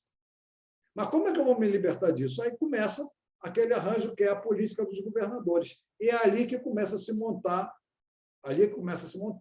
a prática de formação de concertos de oligarquia no Brasil, que a Revolução de 30 consegue, digamos assim, interromper, mas não eliminar, porque depois de 45 ela volta a imperar. Com a ditadura militar ela volta a ser controlada, mas depois da Constituição de 88 ela vai aparecer de novo, por outros motivos. Complicada a política brasileira, mas nós vamos ver essa parte aqui, vamos ver o que nós conseguimos também mostrar. Deixa eu ver aqui. Não é tudo uma oligarquia, Anderson. Aqui é por meio de oligarquias é que você faz. Você já reparou alguns idealistas, como Maria da Conceição Tavares, por exemplo, uma vez ela se elegeu deputada, ela desistiu. Ela desistiu. Não sei se vocês sabem, o Lula foi deputado constituinte, mas ele depois falou os 300 picaretas, o diabacota, ele também não podia fazer nada ali. Ali ele talvez aprendeu que que ser presidente significava compor com aquilo tudo. É uma coisa danada. Então, ainda mais hoje em dia que nós temos oligarquias de políticos profissionais em causa própria, não em causa pública, não em causa nacional de fato. Depois nós vamos ler, eu faço questão até de ler para vocês aqui, uma parte que eu falo sobre, está na página 52 aqui no Montage, sobre o discurso do Edmund Burke, sobre que deu a ideia, né, de mandatos imperativos e mandatos virtuais. E nós vamos ver que os mandatos no Brasil são mandatos exercidos de maneira imperativa. Depois vamos entender o que é isso, embora eu já tenha falado. E o que seria um cumprimento virtual de mandatos. Há uma colisão dentro disso, porque o Jânio, por exemplo, foi um presidente que quis ser um presidente com cumprimento virtual de mandatos, do mandato presidencial dele. Ele quebrou a cara, porque a primeira oportunidade que tiveram, aqueles que queriam cumprimento imperativo de seus mandatos de deputados e senadores, encontraram uma oportunidade de o encurralarem e, assim, ele acabou renunciando. São coisas delicadas. Vamos ver se nós conseguimos esclarecer bem na próxima aula. Mas vamos ver essa coisa das oligarquias no Brasil, como é que elas surgem. Eu já convido vocês de cara a darem uma lida antes da própria aula. Essa aula que deve voltar no dia 6 ou no dia 13, a gente não sabe. De saída, a aula volta para o dia 6, que seria o dia de Reis, que é considerado o último dia das festas. Não sei se é o que vai prevalecer. Se for dia 6, ótimo. Se não for, dia 13, nós estaremos aqui falando desse capítulo 3. Alguma pergunta a mais? Alguma coisa queiram falar?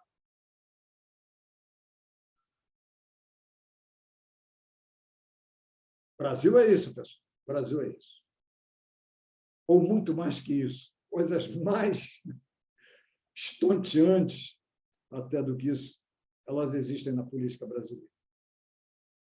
Bom, eu vou encerrar a aula aqui, a gravação, mas vou deixar vocês aí, se quiserem fazer pergunta, para fazerem depois disso.